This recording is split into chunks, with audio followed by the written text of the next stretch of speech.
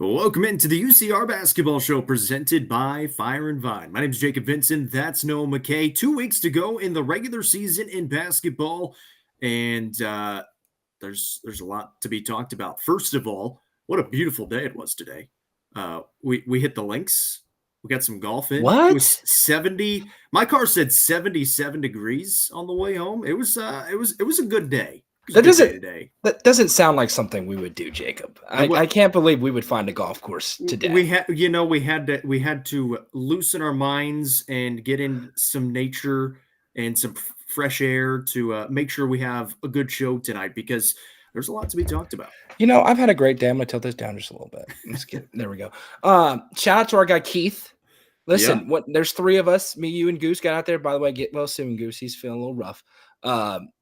Keith joined in, and every time you get an extra, it's a little hairy. And our guy Keith from Roane County was awesome. He was great. So he was awesome. So shout out to Keith. Yeah, listen, it's gonna be a fun day. It's been a good day. We're gonna make some people mad tonight. Now this was not gonna be without controversy when we get to these rankings. And we're gonna talk Mr. and Miss Basketball. Mm-hmm. Some contenders from around our area. Ballots due on Friday in our area, or for our portion before it goes to the Shadow Committee. There's so many fun storylines. We're in the home stretch, Jacob. I'm excited. Let's do it.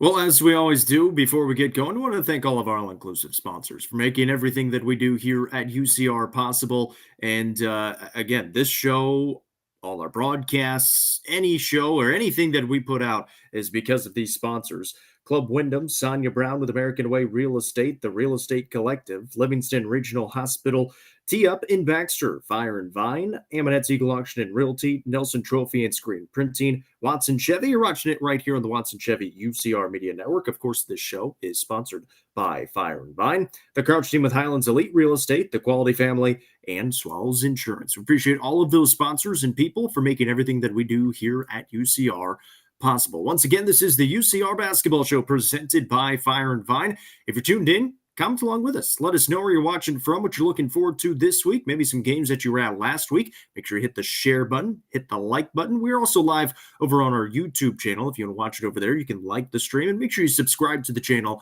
on YouTube as well.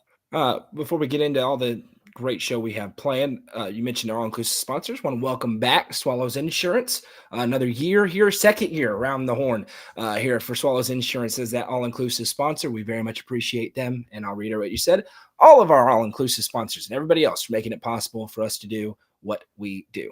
All right, let's get into it. The UC girls top five, and man, was there a lot of movement in the UC top five this week. Top two teams get upset last week. It's going to turn into a lot of movement. There's a pretty good player that is thrown back into the mix on one of the top five teams. So we've got all kinds of movement in the top five this week. I'm thinking we start at number 5. What do you think? I think you're right. And this is probably top to bottom. It wasn't contentious at all between us. This was the most we've had discussions, I think, about the order of this list. You mentioned in Reese Beatty getting thrown back in is kind of a nuclear bomb into Class 2A and into our list. The two losses.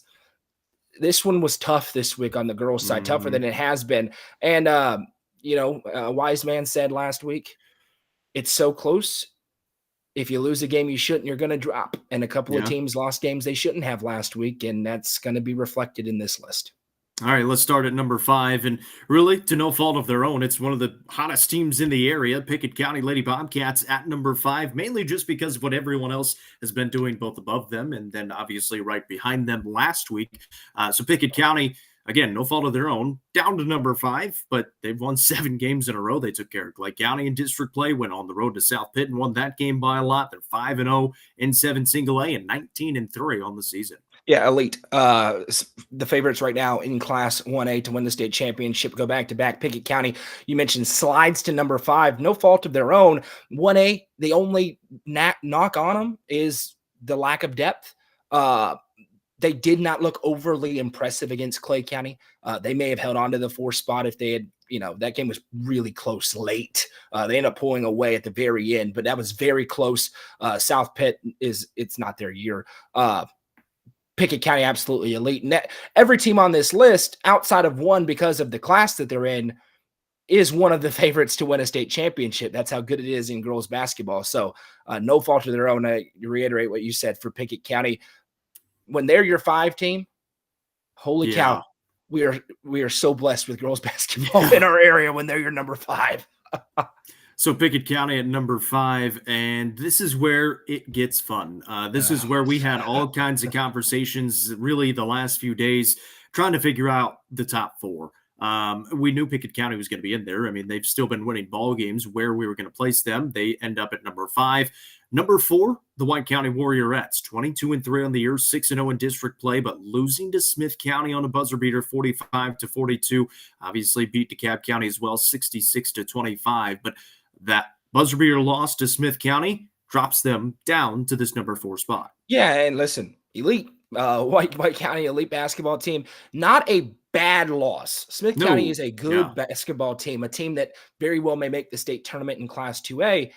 But this is the top of the top we're talking about now. There is a very comparable matchup here with York, who is obviously ahead of them now on this list. York, before Reese Beatty got back last Friday, beat Smith County. The next time out for Smith County, they beat Clark Range and they turn around and then they beat White County. So we have that back-to-back, not huge discrepancy. Plus York then adds Reese back in.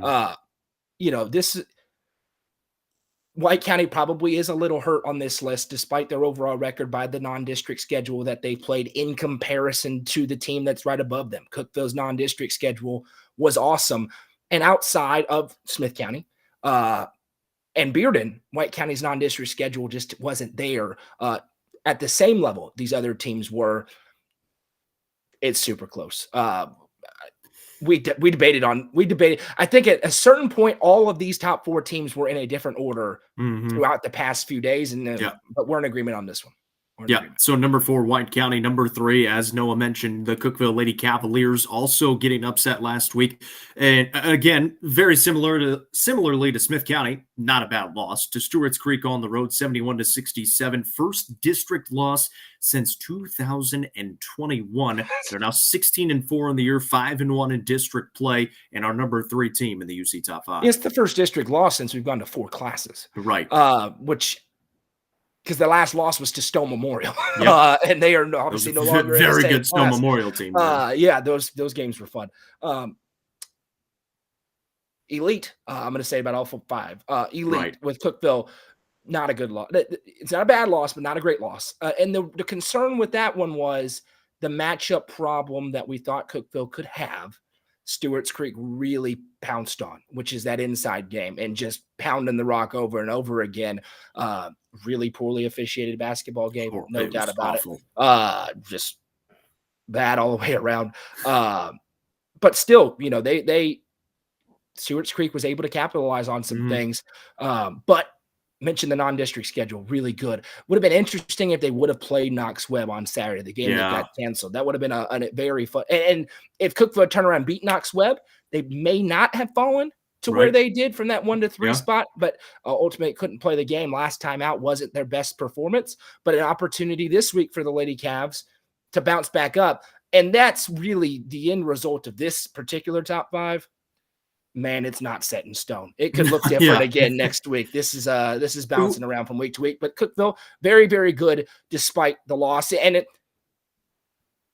I've historically have never wanted to hold a one-off loss against you, but it's just such razor thin margins between these 5 teams that it does, in this case, force you down a little bit.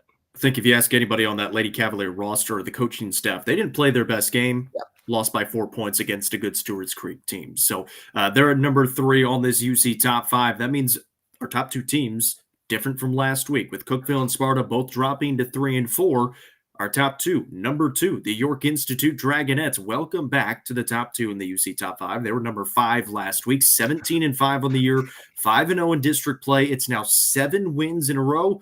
Reese Beatty is back. They just beat Watertown by a lot, 82-47 on Friday. And we'll talk about this York team coming up in a little bit because I've got some numbers that are pretty eye-popping. It's insane. this morning at Cracker Barrel tried to make the argument for them at number one. I feel like, and they play Cookville next Monday, have an opportunity to maybe get to number one. The game has changed. Listen, York was a really good team. They were in this top 5 before Reese Beatty walked in. And let me just say this. Reese Beatty is the best girls basketball player in this state, period, full stop. Any classification, any division, the best girls basketball player, and she has shown that in her 3 games back. She should be a back-to-back Miss Basketball winner. She's not, should be. And we'll talk later on about whether she should or not this year. Rusty's tuning in. He might have something to say about that.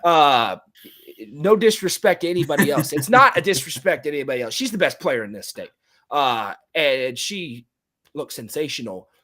And now everybody slides into a great place with this team. Emma Pyle can be that spot-up 3-point shooter for him. Emma Cooper inside. Rayleigh Warner, great defender. Really nice Batman and Robin situation with Reese and Rayleigh.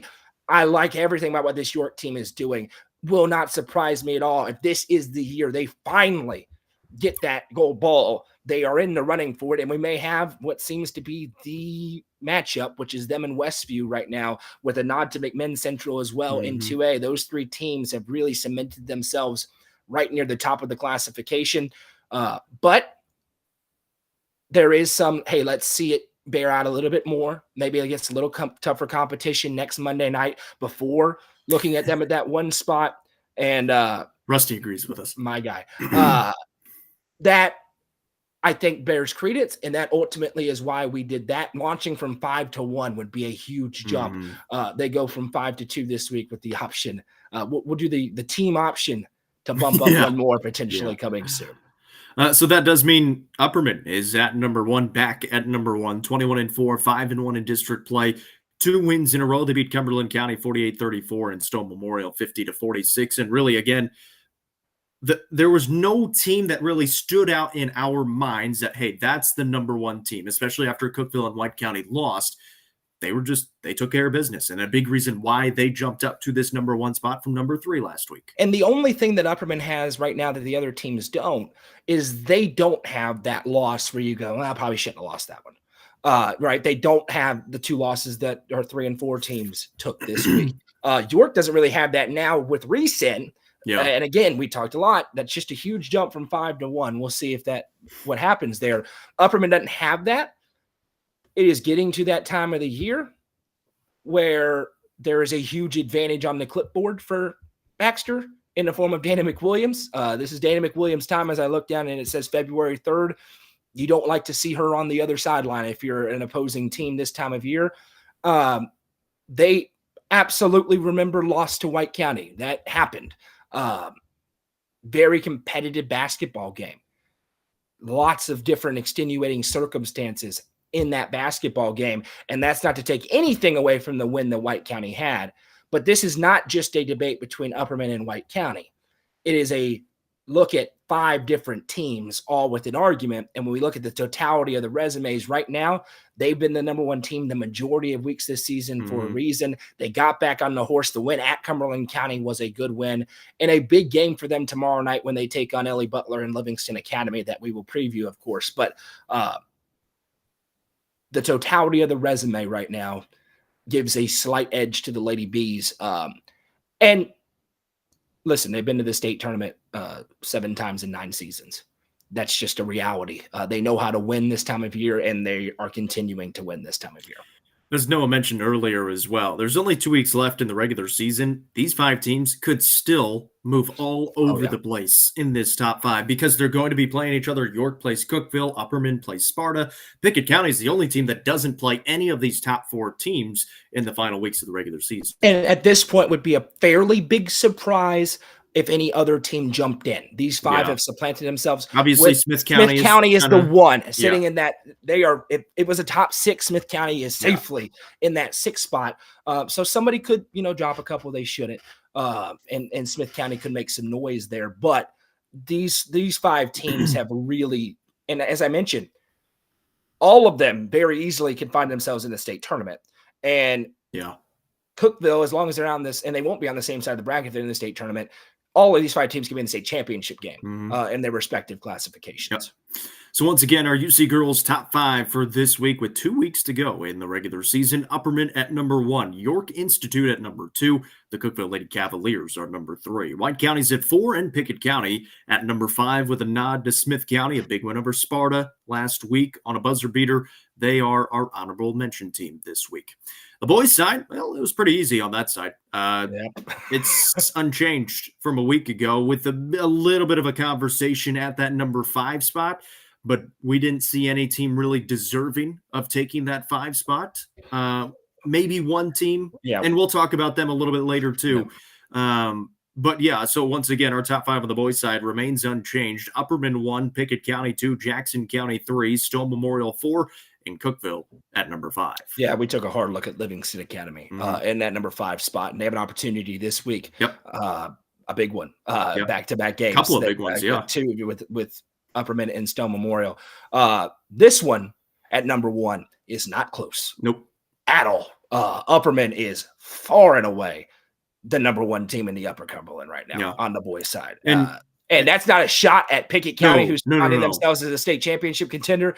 This team is way far and away number 1. At this point, it does not mean they are unbeatable. But on February 3rd, this has not been a discussion at all. And this is, I believe, the first time in a long time that it looks like we're going to potentially go an entire regular season wire to wire with one team ranked number 1. Yeah, and I was just going to say, I think Pickett County is starting to create some space even between 2 and 3 as well. With the win against Stone Memorial a couple of weeks ago, blew out Clay County as well, 59-31, and then South Pitt on Saturday, 59-35. Again, that's not a shot against Jackson County. It was at number 3. The schedule's just been better for Pickett County, and they've gotten some big wins in that schedule as well. And with a nod to our guy, Rusty, who's watching, whoever out in his neck of the woods, the moron that voted Jackson Southside as the number 1 boys ranked team in the state right now. Yeah, no, man, we're not doing that. Let's not. No, that's silliness. Okay, that is ridiculous. And Stone Memorial kind of now pretty solid in that 4 spot. They're not going to drop below 4. Jackson County should not lose a game the rest of the season. I'm interested, and we'll talk about this in a little bit. They get Gordonsville tomorrow. Interested to see how that one goes for them. Jackson County undefeated against in-state competition. The schedule is what it is, but they continue to take care of business. But it's going to be really tough to jump Pickett County the way they're playing. Pickett County seems to have totally caught their stride, and in the regular season, nobody's catching Upperman. It's just not happening. It's not changing. So there's the UC boys top 5, a little bit easier on the boys side. Upperman number 1, Pickett County number 2, Jackson County at 3, Stone at 4, and Cookeville at number 5, with Livingston Academy right on the outside at the honorable mention spot. All right, let's talk some girls basketball. And as Noah mentioned before the show got started, we do have to have our nominations in this week, at least our portion of how the Mr. and Miss Basketball nominees are decided. And we wanted to bring you kind of inside the process of how that looks. Noah is going to kind of take you through that. And then after that, we'll kind of go through maybe some players that we're looking at as candidates for Mr. Basketball and Miss Basketball. Yeah, absolutely. So this is very interesting. And there's a lot of unfortunate misinformation. Just people not understanding how this process works because it's convoluted and it's a mess at times. So there is a nomination process. That's what we're going through right now. That's where you see all the flyers and things. That is simply teams push their best players, typically put their stats out there. And then there's a voting process. Coaches and media members, that's us, vote on a ballot. And we go through each class and we can nominate up to 3 people in each classification, Division I and Division II. We don't have to fill it out entirely. We do not fill it out entirely. I'll tell you how we vote after the end of this. But then those votes are tabulated and the semifinalists or the finalists are named. Of those finalists, a shadow committee, a committee gets together and decides who wins the awards. That's where we have a gigantic problem. Nobody from the Upper Cumberland is on the committee. Sometimes they get it right. I have gone to war with said committee. It's the same process as Mr. Football. I've very publicly gone to war with these people because I don't think it results always. A lot of times it does, but a lot of times Reese Beatty, has been the best player in 2A for 3 seasons now, and she has not won Miss Basketball one time. What are we doing here? Miss Basketball and Mr. Basketball is a regular season award. It's supposed to be to the player who had the best regular season in the classification. That's what it's supposed to be.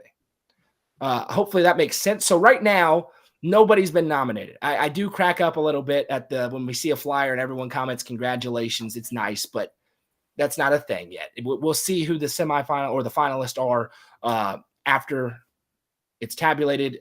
Those votes have to be in by Friday, and we're going to take some time today to talk about some of our contenders. As Noah mentioned as well, it's just a regular season award. Career accolades have nothing to do with Mr. and Miss Basketball for this season. Especially the way that we look at it, we don't care. And we try, when we vote or make our ballot, we only vote for players who we think we can make the argument are the best player in the classification. So that means a lot of teams' best players are not going to be on it. Doesn't mean they're not great players. Yeah. That is an extremely high bar to hit. We used to publicize who we vote for. We don't do that anymore. It just starts chaos.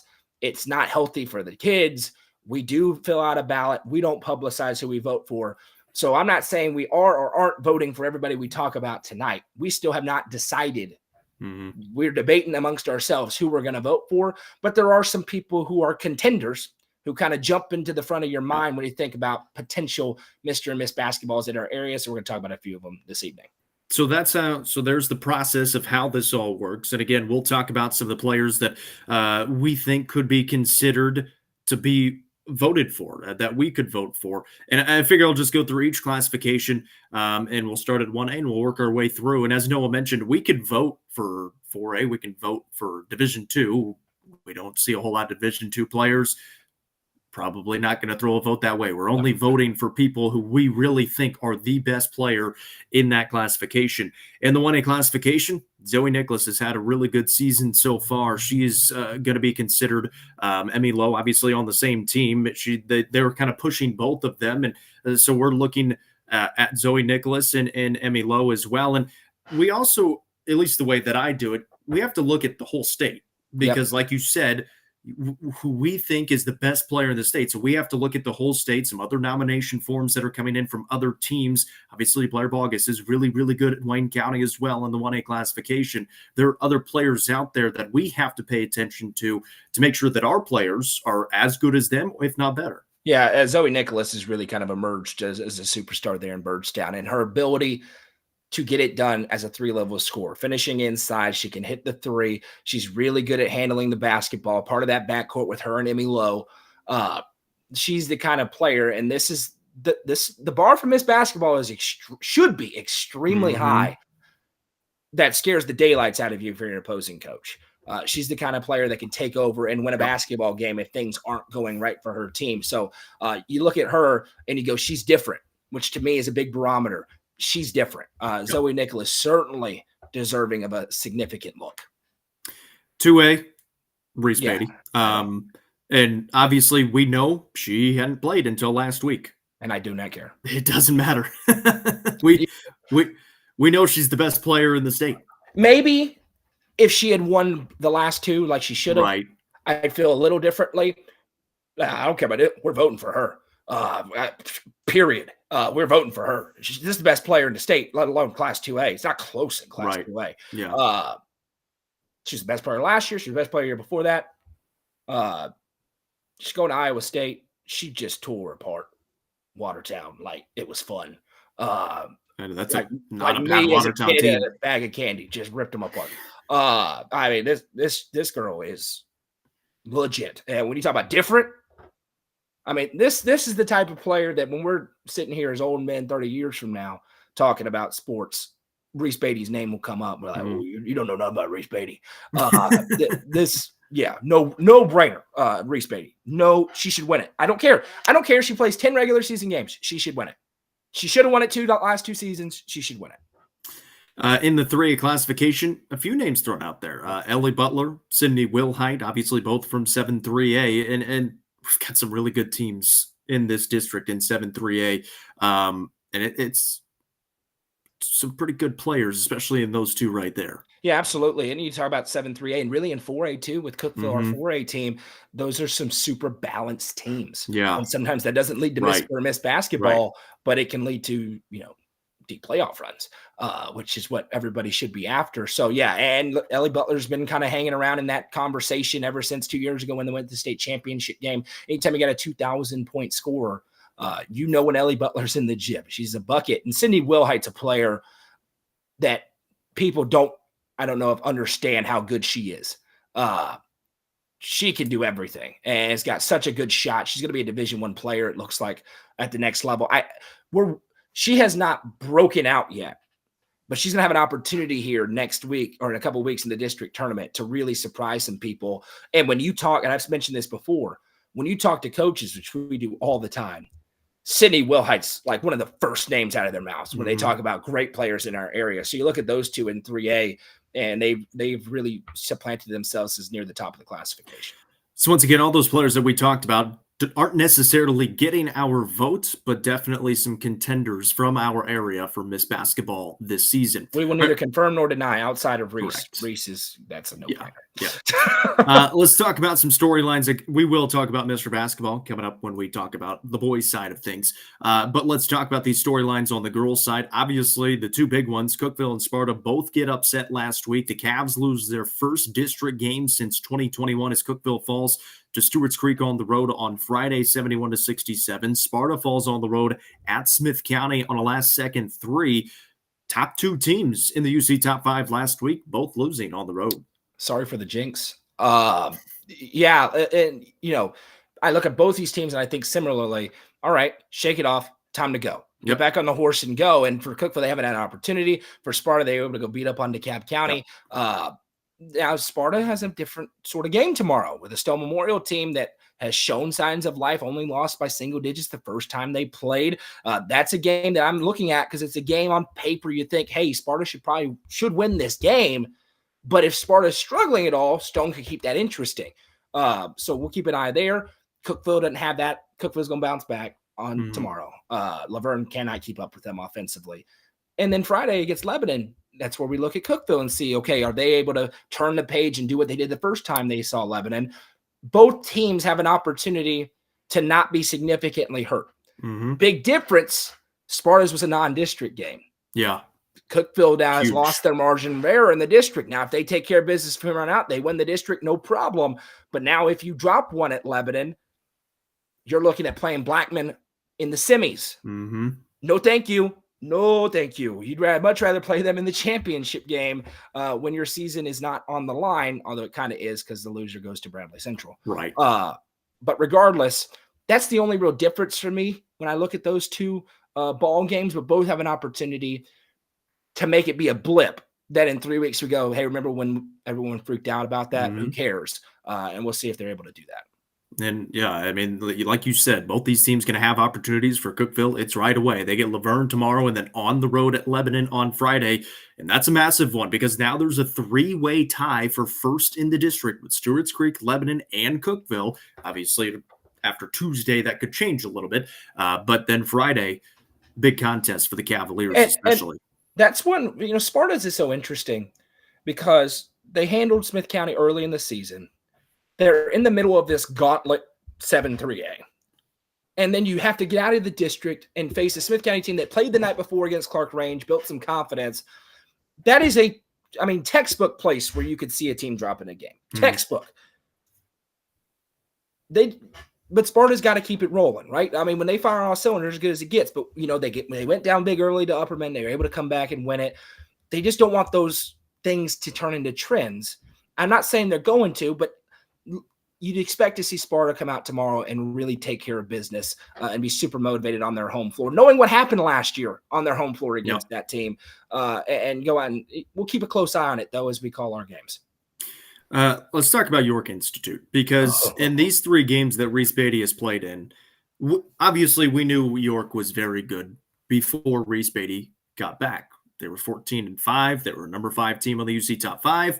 Since Reese Beatty has been back, they have taken another step, and that's to be expected. You bring in the best player in the state, you're going to get a little bit better. Not only have they gotten a little bit better, Offensively, in these 3 games that she has played in, they are scoring 84 points per game, and they're winning by an average margin of victory of 46 points. That's how much they're winning by.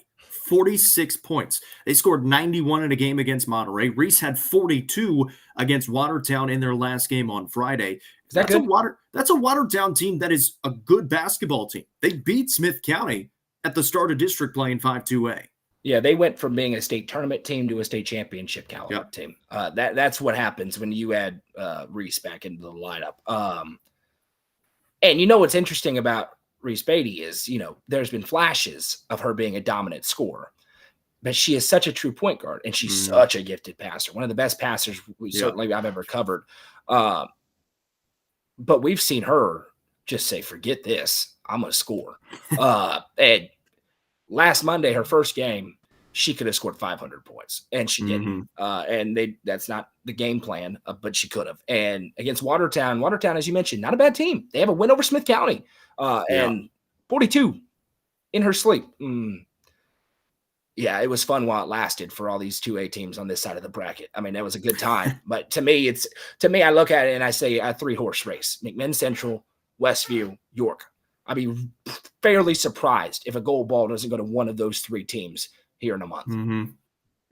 What's really interesting, York goes on the road to GP tomorrow. They didn't have Reese the first time they played GP. They went to overtime and lost in that game. That was very early on. That was first week of the season, I believe. And so this will be obviously very different. It's a different GP team as well. Can I make a prediction? Yeah, please do. York's going to beat the daylights out of them tomorrow night. And that's not a shot at GP. York's going to go on the road and send a message. And all of a sudden, the Miss Basketball thing is going to be for real. And she's going to score a lot. I may be wrong. I'll admit if I was wrong. I just got a feeling this game's not close. I think they go on the road and send a message around the state that it's not a schedule thing. They're an elite thing. Yeah, no, I mean, they're 17-5. You look at the 5 losses, there's not a single bad loss in there. And they've got some really good wins on this season without Reese as well. Another team from the same district, obviously, that you got to pay attention to, Smith County, 18-6, 3-2 in district play. Both those losses to that York team. They beat Sparta, they beat Jackson County last week, and they made the state tournament for the first time in a very long time last year. Coach Farrell is one of the best in the area in the Upper Cumberland. Got a good shot at making it back to the state tournament this year as well. Yeah, you talk about that, and you look at the region, and you see East Nashville, and East Nashville has a really nice record. They were undefeated before last week, and then they played their first team with a pulse, and they lost.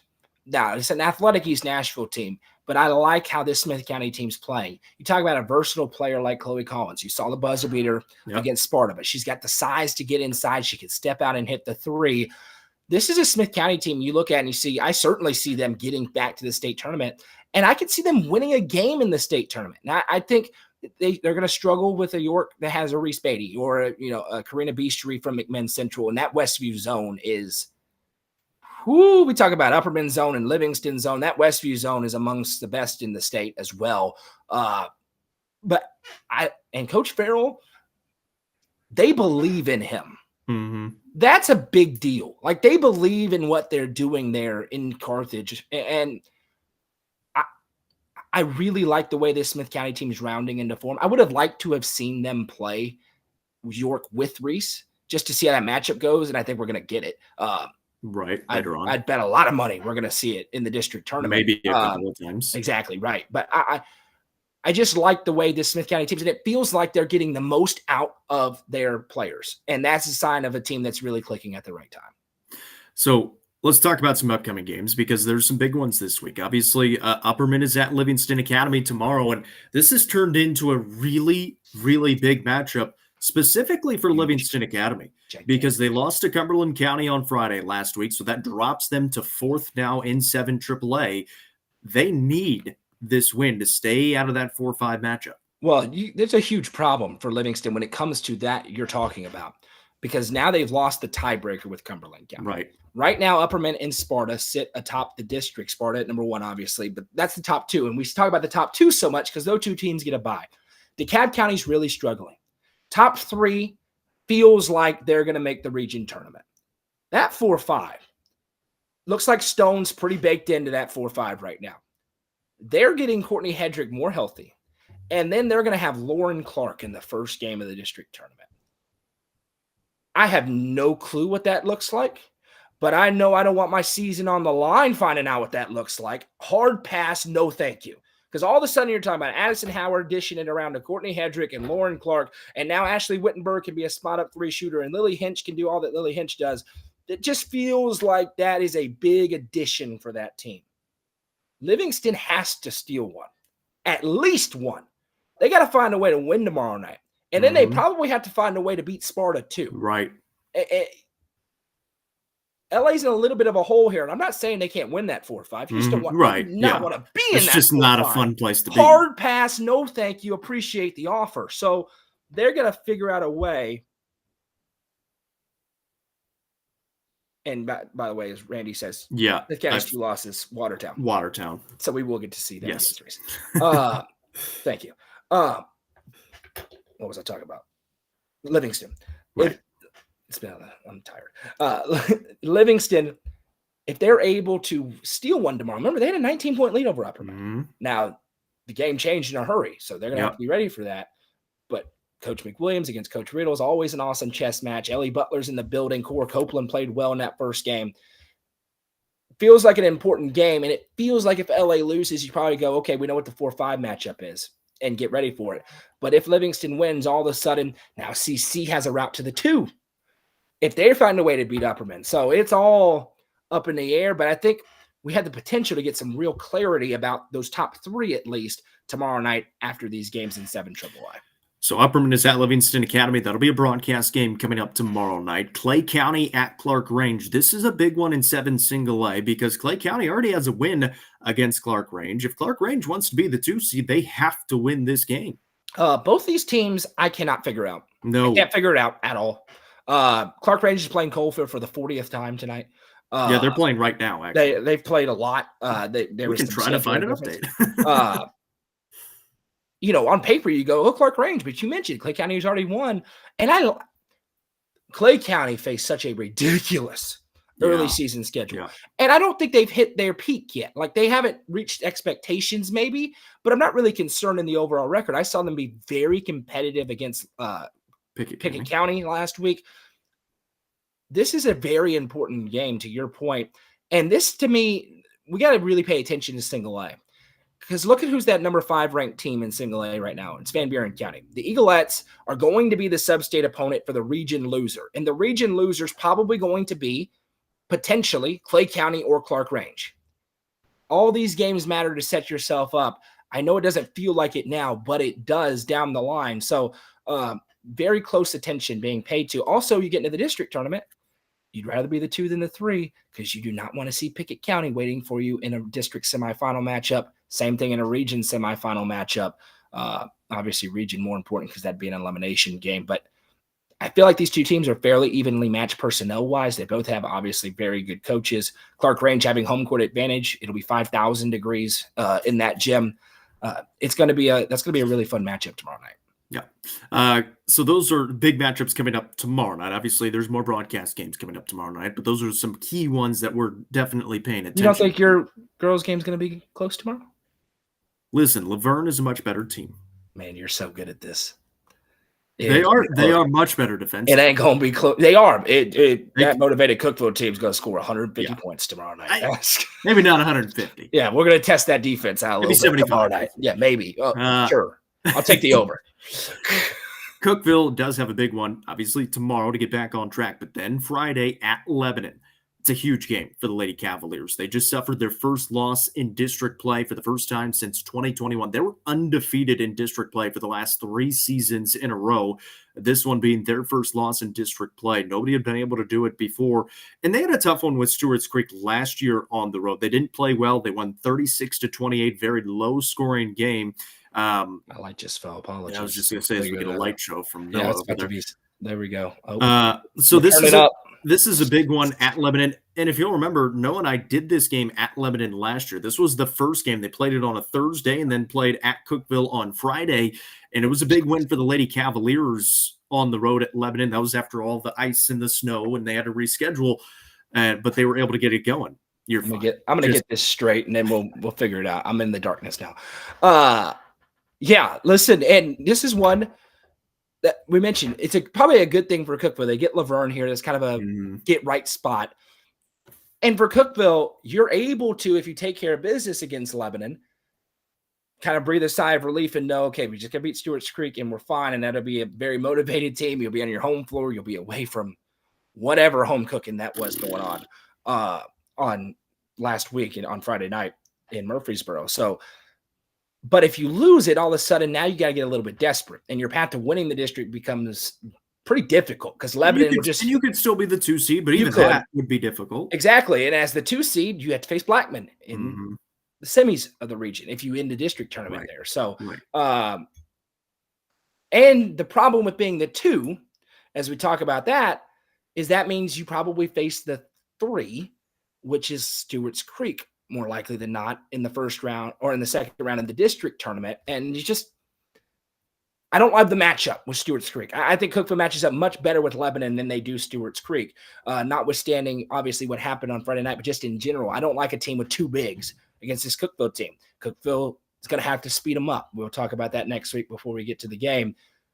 But once again, Jamie Gillis has owned Lebanon, Mhm. and it has continued. And Coach Barrett knows I got a ton of respect for him. I love the guy, but it is what it is. I mean, Coach Gillis walks in, and that's her gym. And until they change it, it's her gym. And we'll see if they can change it. Maybe they can. I like this Lebanon team a lot. But important game for Cookville to keep control of their own destiny in the district. Yeah, 11 in a row for the Lady Cavaliers over Lebanon in the series so far. Pickett County at Clark Range on Friday. That one is essentially, especially depending on what happens tomorrow night for Clark Range. If they're able to get that win over Clay County, essentially will be 4-7 single A coming up on Friday. Clark Range kind of has control of their own destiny. If you can win Tuesday against Clay County, if you can somehow beat Pickett County on Friday, have a really good shot at getting one of those top 2 seeds at the end of the regular season. They won't be able to get the 1, assuming Pickett County takes care of business against everybody else, since they already have that loss. You're good. Looks good. I'm gonna get it. I'm gonna get it, man. Stupid thing is snapped. But Pickett County at Clark Range, and Pickett County now has, similarly to Cookville and Lebanon, Pickett County's got a really long win streak going against Clark Range now. They do, and that is just super rare. We talked about it before the last Mhm. meeting that a team has beaten Clark Range as I often think as theirs they is up have. to 10-0. Yeah, and so Clark Range, listen, Pickett County can score in such a hurry. I feel like the emphasis is on Clark Range to make it a little bit ugly, slow the game down, rely on Katie Hopkins to make some plays. I don't feel like Clark Range is just completely outgunned against Pickett County, Mhm. but I do think Clark Range has to play near their best to beat this Pickett County team. And for Clark Range, you may hope that's in the district or region tournament, but you certainly would love to have that on Friday night. So, again, both these teams have real home court advantages. Being in Clark Range, back-to-back big games at home for Coach Rogers, that's a big deal for him. Obviously, Pickett a favorite in it, but I certainly wouldn't write off the Lady Buffaloes. So coming up Friday night as well, Livingston Academy at Stone Memorial. We talked about it. Livingston Academy, they need a win. They could really use a win against Upperman. You really need a win against Stone Memorial to stay in that 4 spot. It almost feels like Livingston can't lose again to stay out of that 4 spot because of the 2 losses already, right? They lost to Sparta, lost to Upperman, lost both times to Stone or to CC, I mean. Cumberland County. Yeah, that's 4, right? You can't have 5 and stay out of that 4-5. So they have to win out, to your point. But it could be a preview of that 4-5. Yeah, which makes that game a little bit interesting there. And the next game we're going to talk about, Cumberland County at Sparta, super interested because we've seen CC kind of lose by 14 in that range to both Upperman and Sparta as they try to hunt into that top 2. Can they make the necessary adjustments and make enough plays? For Cumberland County, they are going to have to find somebody besides Sydney Wilhite and Aaliyah Hawkins that can score 10, 12 points, that can put pressure on the defense, because with these top 2 teams, if you got 2 scores, they got a good chance of neutralizing those 2. But if you have a third, not only does that obviously help, but it frees up the other 2. Somebody needs to emerge in these games for Cumberland County to be able to knock off one of these 2 big dogs. So those games on Friday, big one on Monday. Cookville is at York. So right after Cookville plays Lebanon Friday, They go on the road to York on Monday. So a week from tonight, next Monday in Jamestown. They beat them by a lot in Cookeville. That was without Reese Beatty. Reese Beatty is back. And not only is she back, she's going to have 2 weeks under her belt. So sure, her conditioning is going to be much better. And it should be a really fun matchup with the Lady Cavaliers coming up next Monday. Yeah, is Reese Beatty worth about 20 points? That's the question, right? Because it was Cookeville really control. York hung tough. Cookeville got a fast start in that first game, but York hung tough. But Cookeville was the better team a month ago. What's the case now when you add in a trump card? You get the ace in there, and we'll see. And so, listen, they've had some wars between these two. It's been such a fun non-conference series the past several years, and it's the last time we'll see Reese Beatty against Cookeville. So I love watching that chess match happen because Coach Gillis loves to play man. It's really tough to play man against this York team. Will she mix in some of that zone? Will she go man? That's a lot of pressure on a Charlie Roby, who's a great defender. We were talking about it earlier today on the golf course, how good of a defender that she is. That's going to be, that's a high school basketball game of the week without question next week there in Jamestown. So again, big upcoming broadcast games tomorrow night, Upperman, Livingston Academy. Friday night, we will have Pickett County, Clark Range, and Cookeville, Lebanon. And then Cookeville and York the following Monday. We'll have some more broadcast games sprinkled in there, but those are the big ones that we're really paying attention to. Let's talk about some boys basketball, and we'll start with the Mr. Basketball nominees that we are looking at possibly giving a vote for and throwing a nomination towards their way. 1A classification, Jacob Amonette. He's having a really good season for the Pickett County Bobcats. Yeah, and the first time I was able to really sit down and watch a full game of Jacob Amonette and not just have a side eye on it or something like that was that game against Stone Memorial. And I went, holy smokes. Yeah. This kid is played well. Obviously I've seen Jacob play, but he has taken a big step this year. This guy, 3-level score. That's important. Like, unless you're the guy we're going to talk about in 2A, where you're just a dominant big, being a 3-level scorer is just such a huge elevation to your game. It's the difference between a lot of great players and a Mr. Basketball caliber player. He does it all. He's a really good defender. He's got his team playing great basketball. You look at an elite team, their best player, if he's a superstar, probably should get a good look. Jacob Amonette absolutely should get a real significant look.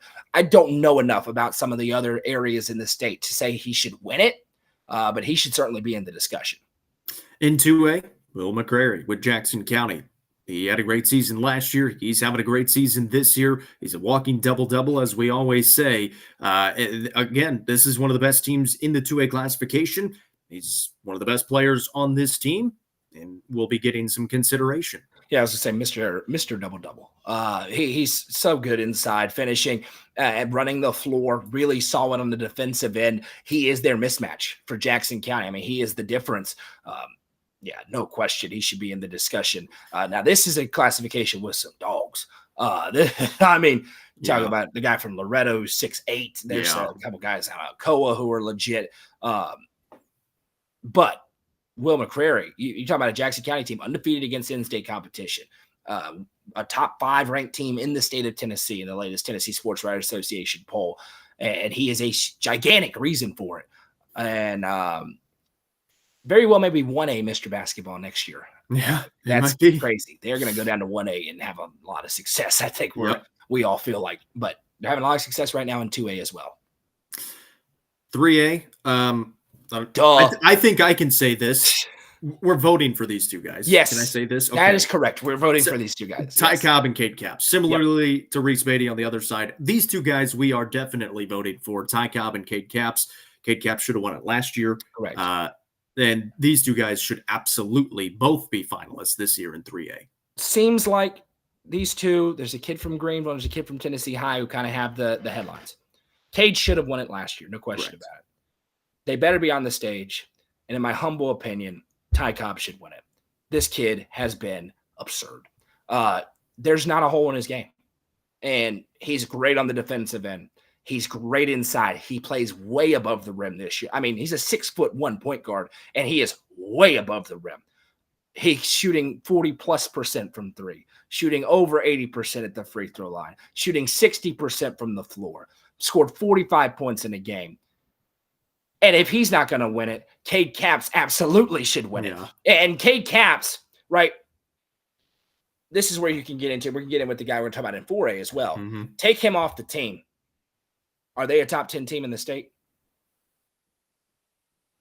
I mean, Cade Caps is probably, and I've covered in my short time, Tyreek, Strong, Slatton, great players. He's the best pure bucket that I've covered. And that, I mean, you talk about it, take your pick between these two. To me, I think Ty Cobb has had a sensational season, but I'm not going to be banging a table at all if Cade Caps win Mr. Basketball. I mean, neither one. If neither one wins it, we're going to be flipping tape. We're going to be flipping tape. Then we got problems. That's when we got a problem. We're voting for both of them, and that's when our job is done. All I can do is tell you, look, you can ask me about them. Take your pick. The certified bucket can give you 40 in his sleep. The all-around stud does everything really well with no holes in his game. It's two different discussions, right? Ty, best player on the best team. Cade, best player, MVP of his team by a mile. Yeah. Take your pick. Triple team, double teams pretty much every night. No. Triple team. Yeah. Upperman straight up triple teamed him at times. And that's the ultimate sign of respect that you can give a kid. Those two, one of them better win this one. Or this is my one this year, right? Every year not every year, right? Malachi Dowell was my one a couple years ago. Yeah. And everybody, I couldn't tell you the bad looks I got when I walked down press row at these games. I don't care. Sorry, I will defend our kids till the end of time in our area. That's why we're here. These two are my one. One better win it. One better win it this year. In 4A, from the Cookeville Cavaliers, Jaron Davis, he's having a great season. Obviously, he was a guy that came off the bench last year when they made the state championship game, but we talked about it last season, both him and Joseph Owens. You put them on any other team around the Upper Cumberland, they're starting, and they're one of the best players on that team. Jaron Davis is the best player on this team. He's averaging 20 points a game, 7 rebounds, and he'll be getting some consideration for 4A, Mr. Basketball. And you can't take that lightly because at the 4A classification, there are some real dudes. Yeah, absolutely. And you talk about take him off the team. He is their by far most consistent all-around player. Jaron Davis, you obviously get to watch him a whole lot more than I do, so I'll defer to you some. But he an all-around great basketball player as well, and just the catalyst for a team that's better than most people gave him credit for entering this season. Yeah, I mean, again, and you go back and look through his career and his point totals. He had a career high just a couple of games ago against Wilson Central, 36 points on 13 of 17 shooting. I think everybody, you saw flashes of that at times last year, and when he came off the bench, he'd have 20 points here and there, and maybe to the outside view, that's kind of surprising. But if you're with the Cavaliers, that kind of makes sense. I mean, he's always had that in his game. Now he's doing it night in, night out. He is the offense. It runs through him to get a bucket, and that's where you've really seen his progression as well. He has gotten better as this season has gone on. The Cavaliers have gotten better as this season has gone on. Obviously, they didn't play their best game against Stewart's Creek on Friday night, but they've got a big opportunity, and we'll talk about it coming up tomorrow night. I mean, he's been great this year. And for a team in the Cavaliers that I think you'll agree, we didn't expect a lot out of. Yep. And I don't think a lot of people expected a lot out of this year. New head coach, zero starters returning to this team, and they're in the running for a top 2 seed in this district. 100%. It's a credit to obviously Coach Hill, but Jaron Davis has having a guy that can give you 20 a night and can give you 30 if you need it. Yep. Man, that's a huge weapon. And in a class you mentioned, it's not easy. And he holds his own with the best every night in the class. I mean, he belonged on that floor with Knox Webb, the number 1 ranked team in D2. He belonged on that floor as well. All right. So that's who we're considering. Again, that's not who we're voting for. We are voting for Ty Cobb and Cade Caps. But everybody else we're considering of throwing a vote toward. And we're not saying we're not. We're just not publicizing who we're voting for. Right. But if you don't vote for Ty Cobb, Cade Caps, and Reese Beatty, you don't know ball. But on the boys' side, if you don't vote for Ty and Cade, don't vote. You're wasting your time. Let's talk about some boys' basketball. Upperman beating Stone for the second time. I'd like to thank Goose for the very on-topic picture he just sent us in the group chat, by the way. Thank you very much. We're trying to have a professional show. This guy. All right. Yes. We had a rivalry game. What happened? Let's go. Upperman beat Stone for the second time. 14 points this time. I think it was 15 points. The first game may have been 14 points 17 as well. the first time. It was 17. And now they have a stranglehold on that 1 seed. Yeah. If they win tomorrow against Livingston, it's over. Mm-hmm. And it's probably over anyway because they have a 2-game lead on everybody. I mentioned in the top 5, they are just the best team in our area right now. Speaking of no weaknesses with the players, got probably the best player.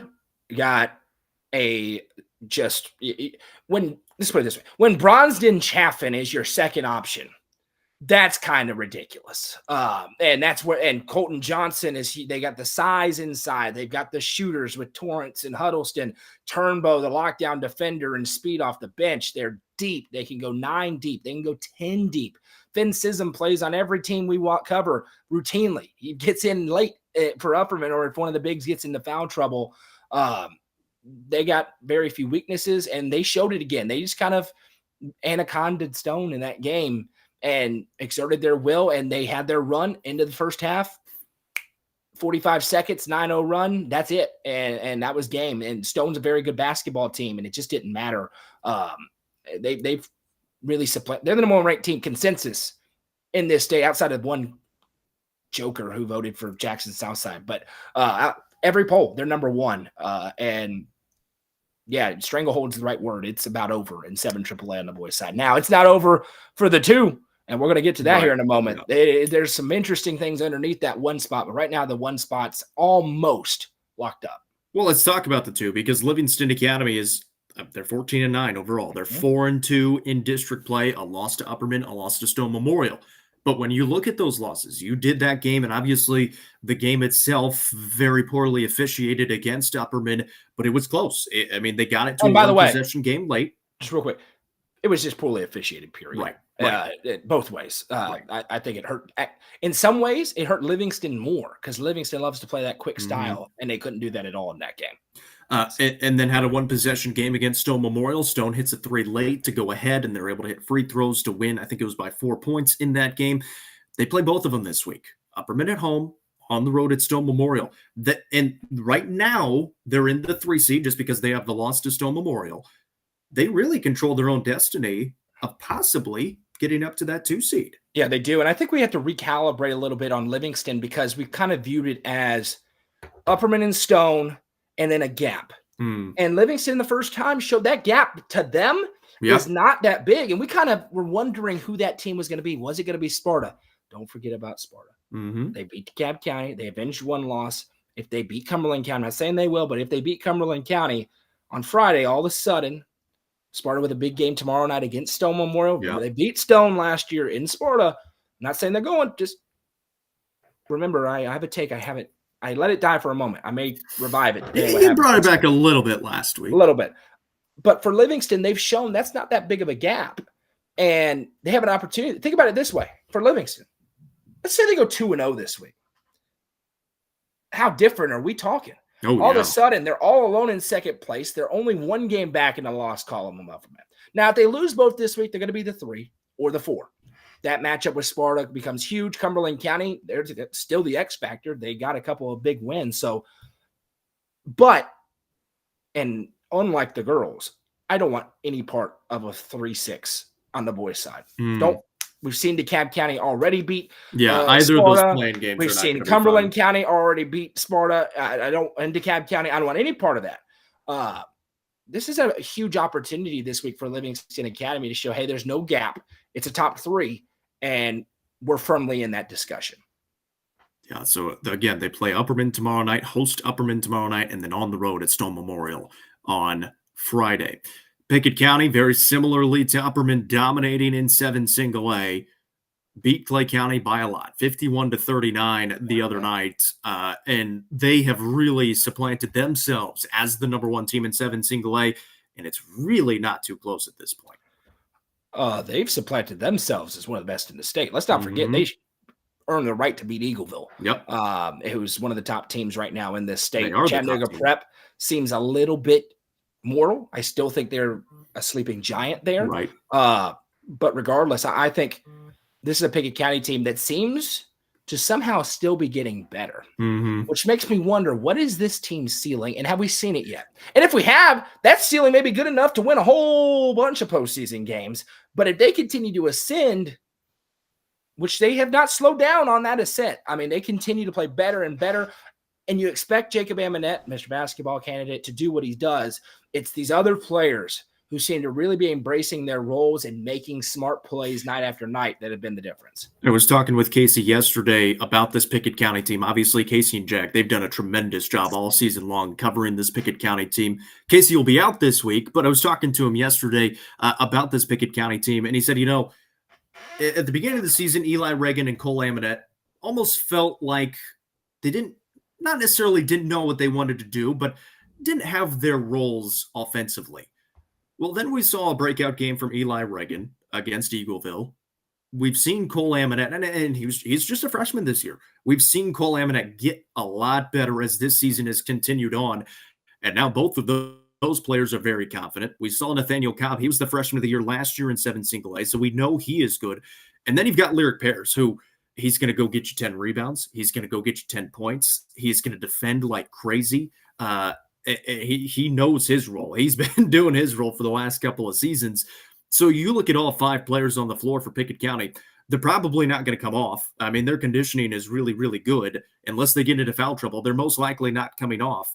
But now you've got the ascent of Eli Reagan and Cole Amonette to aid Jacob Amonette, who's already scoring 21 points a game. It's made this Pickett County team really, really difficult to play against. Yeah, you said it perfectly. They've become one of the real contenders in Class 1A. And if they win the region, I love their path because that means they dodge Chattanooga Prep. I would love to see them get a rematch against Eagleville in the glass. Oh, that'd be great. I would love to see that rematch. Yeah, that would be fun. And listen, that's a really good Eagleville team. I'm not saying they're going to win it, but I would love to see that thing on a team. neutral floor. I think that would be just sensational. Lots more big games though in the boys' side. You got a huge one tomorrow night. Yeah, Cookeville against Laverne tomorrow night. Now, Cookeville, this is you have to have it type of game for them. You lose to Stewart's Creek, so it drops you now to 3rd in the district right now, with Stewart's Creek going above you with only their one loss to Laverne. Laverne is still undefeated. And again, to tell you how close this district is, Laverne is undefeated. A 1-point loss to Cookeville. They just had a one point win against Cookeville, 1-point win against Smyrna on Friday night. It's close every single night. So the Cavaliers are not out of it. Absolutely not out of it. But you need a win against Laverne tomorrow night. They do in the regular season. This is one where I think, not sure how much it matters. I think this district tournament is just going to be crazy close games throughout. And I think Laverne's probably the one you'd rather not see, but Stewart's Creek's not a great matchup, clearly. That game was a mess, and we understand that. But I'm not sure. Like some of these other districts, like single A, we're talking about on the girls' side, you really want to be in the right matchup. Triple A girls, certainly you want to be in the right matchup. I think it's going to be a roll the ball out there and see what happens. It's a 6-team district, though, so you want to get into that bye game. You would being in the top 2 is fantastic. Fantastic. You'd love to do that, but I think ultimately within that district tournament, once you get into the top 4, especially, roll the ball out there and chaos is going to ensue. I don't think there's going to be, hey, I'd rather face this team tonight. No. I think they're all pretty really, you look at this district, Lebanon has started to drop off just a little bit down at the bottom. The top 5, though, I mean, toss it up in the air. Yeah, we haven't talked about Wilson Central very much, but they're right there in the discussion as well. They don't have a win yet, but every single one of their games has been close in district play. So for Cookeville, it's a massive one with Laverne tomorrow night. And again, that was a game that they were leading the whole way through. And then the officials decided to step in and make their presence known in that 4th quarter. And they're having a fun time this year. Not to take anything away from Laverne. Again, I want to reiterate, this has nothing to do with the players that are on the court in these games. But when Cookeville has gone towards Nashville, that's been a disaster. These officials, I don't know what it is. They don't know what they're doing. And I'm sorry. But Cookeville, both girls and boys, have dealt with some Oh. officiating that has been subpar, to say the least. You're hanging And out way again, too much, Jacob. and That again, was a rough one. Laverne's a really good basketball team. I know that. They're a really good basketball team. Landon Bryant, he's going to be a Mr. Basketball candidate most likely. It's a really good Bucket. basketball He's a player. bucket. He took Yep. over in that fourth quarter against the Cavaliers. Mostly at the free throw line. It was a rough watch. Whenever I get a text from Jacob that says, go back and watch this quarter, I know I'm in for a treat. It was not a fun watch. I'll give you that one for sure. They dealt with it again against Stewart's Creek. Now, they were just out of that ball game, but they dealt with it again against Stewart's Creek on Friday. But again, all of that aside, huge matchup with Laverne coming up tomorrow night. We will have broadcast coverage of it. We talked about this earlier today. Jackson County, we started to look at the path in 2A. They've already got the 2 wins. They've already got the 2 wins against Smith County in the regular season, so they're going to win the district. They're going to be the 1 seed. If they take care of business in the district tournament, they've got a nice looking path to that 2A state tournament. Yeah, follow the yellow brick road. Follow the yellow brick road. I mean, literally, just take care of business. Mm-hmm. Just take care of business. Yep. And there are some other regions in the state where that's not the case. Just take care of business. Yep. Now that other region, Liberty Creek, the region's going to be a little harder than the sub-state, we think. But you just really know 2A is kind of weird this year, especially Middle Tennessee. There's a lot of just balanced records. Jackson County, notwithstanding, who is not a balanced record, they are very good, obviously. It does certainly seem like kind of similar to York girls for the past few years. Same region. Just take care of business.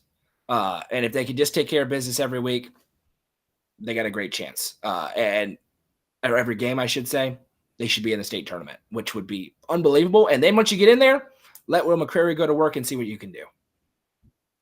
Let's talk about some upcoming games. Talked about Laverne at Cookeville. That's tomorrow night. We talked about Upper Mid Livingston Academy. That's tomorrow night. Jackson County's got an interesting one tomorrow night. They get Gordonsville tomorrow night. And we talked about it with Jackson County with the rest of their schedule. They don't have a lot of big games. This is one of those big ones. And then they get Clay County at the end of the season as well. We've talked about it in non-district play. We haven't seen a lot of great teams in non-district play. Gordonsville's got a pretty good record. Obviously, it's a 1A team, and they've struggled against Pickett County, but everybody has struggled against Pickett County. Here's what it is. Both at the Gordonsville game and the Clay County game. If you're going to be a 2A state championship contender, you better win them. You got to win them, and you got to win them pretty convincingly, right? If you have to escape, that's not a great sign for your – now, if you go in and win by 30, like you've been doing, okay. I mean, you keep rolling. So that's the barometer for Jackson County to not be a good team. That's not what we're talking about. This is a different stratosphere now that we're in Gainsborough, just so we're all clear. We all agree they're a good team. That's not the barometer now. We're in the different conversation now with, are you going to win a gold ball team? Like, congratulations, you graduated. You're to that stratosphere of team now. If you're going to be that stratosphere, you got to take care of business tomorrow night. The 7 single A is really, really interesting. 2 through 4. One is Buffaloes. Obviously not that interesting because it is interesting. Pickett County is really good. 2 through 4 is, I mean, it's up in the air. And it starts with Gordonsville and Clay County, or I beg your pardon, Clay County and Clark Range tomorrow night. Pickett County at Clark Range on Friday. Gordonsville at Clay County on Friday. There's a lot that can happen in 7 single A, both tomorrow night and Friday night. 100%. Feels like there's not a big gap between the three. We kind of view Clay County as that number 2. They've struggled with Pickett. This Clark Range team. And I think there's probably a little mental block sometimes. The Clark Range boys have just not been very competitive in recent years. Oh, they're competitive now. Yeah, they are. They are competitive. Went into Smith County and beat them last week in Carthage. This is a Clark Range team may have something to say. Don't forget Gordonsville. Listen, obviously they don't have Jay Foster. Brutal. Losing him at the end of the football season. Coach Bibb knows how to coach. Still made the state tournament last year. And they still got a bunch of players who are experienced there. So this feels like one of these teams could get hot. Now, the problem is even if you get really hot and you end up being the region runner-up, that's Chat Prep. Less than ideal. But I'm very curious to see which team does or if it just continues to be trading wins, and we'll see who happens to win at the right time come tournament time. Talked about Livingston Academy. They're hosting Upperman tomorrow. They're at Stone Memorial on Friday. That's a big one. Cumberland County at Sparta has now turned into a big one because Sparta, they need some wins. and they need him now. Those Jets And are that Cumberland real County deep. team has already beaten Sparta this year once, so that's a big game for Sparta coming up on Friday. So those are the big upcoming games tomorrow night, broadcast-wise. Laverne at Cookeville, Upperman at LA, and we'll have Pickett County and Red Bull Lane Springs as well on Friday. Who are you picking in that one? I'm going to go with Pickett County. Yeah. Okay. I was just wondering. The former voice of the Bobcats, Jacob Benson, right here. Yeah, RBS. Hey, are you the face of the Upper Cumberland? I don't think so.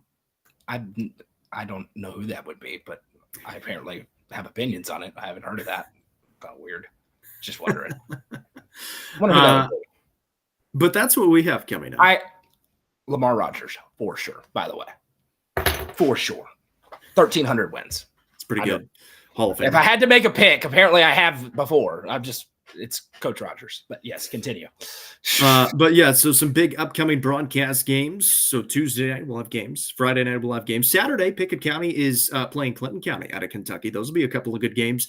Monday, York Institute in Cookeville, and then back into district play next Tuesday for the final week of the regular season. Down to 2 weeks to go, and it's going to be a lot of fun for these final weeks. Appreciate everyone who has tuned in tonight. We appreciate you leaving a comment and leaving a like. If you haven't done so, please do so. Hit that like button, leave a comment, let us know where you're watching from, and then you can hit the share button as well. Helps us out more than you know. Before we get going, of course, we want to thank all of our all-inclusive sponsors for making this show possible, all of our broadcasts possible, and everything that we post on our website possible as well. Swallows Insurance, the quality family. Of course, Swallows Insurance re-upping for the second year in a row. We welcome them back in as an all-inclusive sponsor. The quality family, the Crouch team with Highlands Elite Real Estate, Watson Chevys. You're watching it right here on the Watson Chevy UCR Media Network, Nelson Trophy and Screen Printing, Amonette's Eagle Auction and Realty. This show presented by Fire and Vine. They're also an all-inclusive sponsor. Tee Up in Baxter, Livingston Regional Hospital, the Real Estate Collective, and Sonia Brown with American Way Real Estate. We appreciate all of those people and businesses for making everything that we do here at UCR possible. Hope everyone has a great Monday night. Hopefully you get out to some games this week. We'll be out there broadcasting them